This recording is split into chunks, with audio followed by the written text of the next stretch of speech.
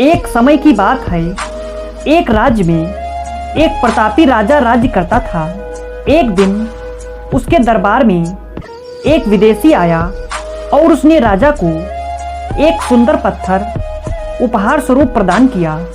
राजा वह पत्थर देख बहुत प्रसन्न हुआ।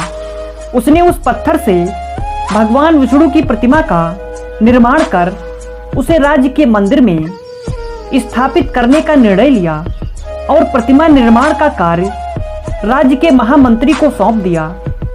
महामंत्री गांव के सर्वश्रेष्ठ मूर्तिकार के पास गया और उसे वह पत्थर देते हुए बोला, महाराज मंदिर में भगवान विष्णु की प्रतिमा स्थापित करना चाहते हैं।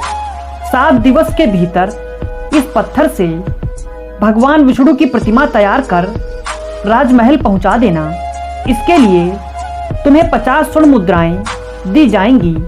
50 स्वर्ण मुद्राओं की बात सुनकर मूर्तिकार खुश हो गया और महामंत्री के जाने के उपरांत प्रतिमा का निर्माण कार्य प्रारंभ करने के उद्देश्य से अपने औजार निकाल लिए। अपने औजारों में से उसने एक हथौड़ा लिया और पत्थर तोड़ने के लिए उस पर हथौड़े से वार करने लगा, किंतु पत्थर जैसे का तैसे रहा। मूर्तिकार ने हथौड़े के कई वार पत्थर पर किए, किंतु पत्थर नहीं टूटा। 50 बार प्रयास करने के उपरांत मूर्तिकार ने अंतिम बार प्रयास करने के उद्देश्य से हथौड़ा उठाया, किंतु यह सोचकर हथौड़े पर प्रहार करने के पूर्व ही उसने हाथ खींच लिया कि जब 50 बार वार करने से पत्थर नहीं टूटा तो अब क्या टूटेगा। वह पत्थर लेकर वापस महामंत्री के पास गया और उसे यह कह वापस कर आया कि इस पत्थर को तोड़ना नामुमकिन है, इसलिए इससे भगवान विष्णु की प्रतिमा नहीं बन सकती।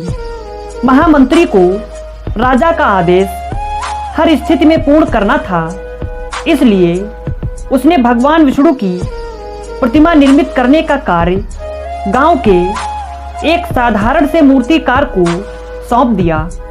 पत्थर लेकर मूर्तिकार ने महामंत्री के सामने ही उस पर हथौड़े से प्रहार किया और वह पत्थर एक बार में ही टूट गया। पत्थर टूटने के बाद मूर्तिकार प्रतिमा बनाने में जुट गया। इधर महामंत्री सोचने लगा कि काश पहले मूर्तिकार ने एक अंतिम प्रयास और किया होता तो सफल हो गया होता और 50 स्वर्ण मुद्राओं का हकदार बनता। अगर आपको हमारी कहानी अच्छी लगी तो लाइक और शेयर जरूर करें और ऐसी ही कहानियां सुनने के लिए हमारे चैनल को सब्सक्राइब करना बिल्कुल ना भूलें।